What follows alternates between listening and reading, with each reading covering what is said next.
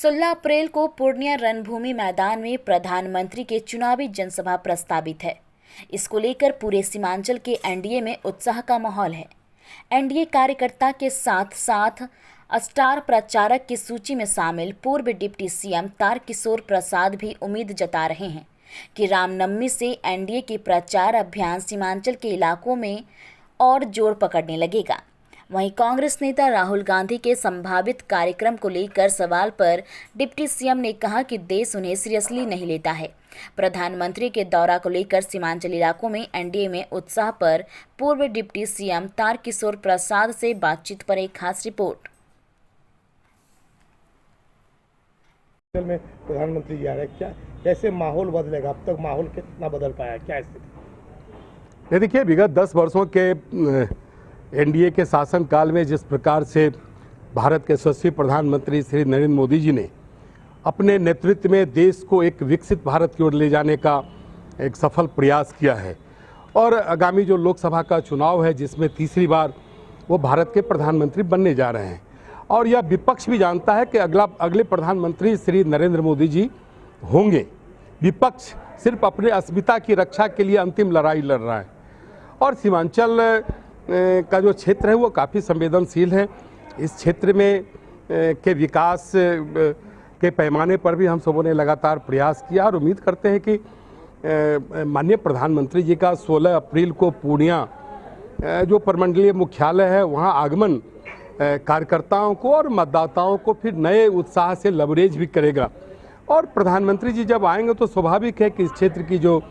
स्थानीय समस्याएं हैं, विकास के क्षेत्र में जो कुछ चीज़ें छूटी है उन सारी चीज़ों को समझेंगे और जिस प्रकार से उन्होंने पूरे देश में एक उत्साह लाया है कि अगर सरकार कृत संकल्पित हो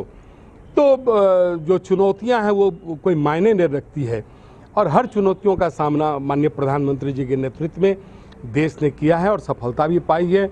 और हम उम्मीद करते हैं कि सीमांचल से भी जितनी भी एनडीए की हमारी सीटें हैं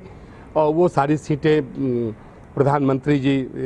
के साथ होगी, एनडीए के झोली में जाएगी। 40 की 40 सीटों को हम सब ने जीतने का प्रण लिया है और सारी सीटें चाहे वो हमारे विभिन्न जो घटक दल हैं उनके भी हमारे अलग अलग जगह पर अलग अलग लोकसभा क्षेत्र में अलग अलग उम्मीदवार हैं, लेकिन अंततः वो सारी सीटों की जीत प्रधानमंत्री के रूप में नरेंद्र मोदी जी का जो राज तिलक होगा वो उसमें एक मायने रखेगा। एक प्रचार में जुट रहे राहुल गांधी भी आएंगे, कैसे देख रहे हैं राहुल गांधी और तेजस्वी की जोड़ी को? सीमांचल के इलाके में लोग किस तरह से देखें? देखिए, श्री राहुल गांधी जी की जहाँ तक बात है, आपने देखा भी है कि देश ने उन्हें कभी गंभीरता से नहीं लिया और जिस प्रकार से उनका नेतृत्व रहा भारतीय राष्ट्रीय कांग्रेस का वो काफ़ी बचकाना रहा। उनके सामने कोई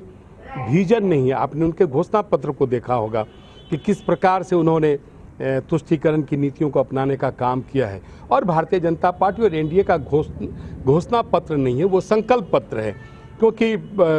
हिंदुस्तान के लोग जानते हैं, हिंदुस्तान के मतदाता जानते हैं कि नरेंद्र मोदी जब निर्णय लेते हैं तो उसको ज़मीन पर उतारते हैं। मोदी की गारंटी है, भारतीय जनता पार्टी की सरकार की गारंटी है। हम सब मिलकर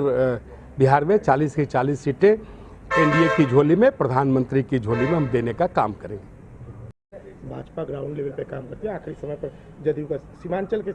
क्षेत्र में ये स्थिति होता, कैसे पटा पाए भाजपा और जदयू की? नहीं, देखिए, जब हम एनडीए की बात करते हैं तो हमारे जितने सहयोगी दल हैं सबों का लाभ एक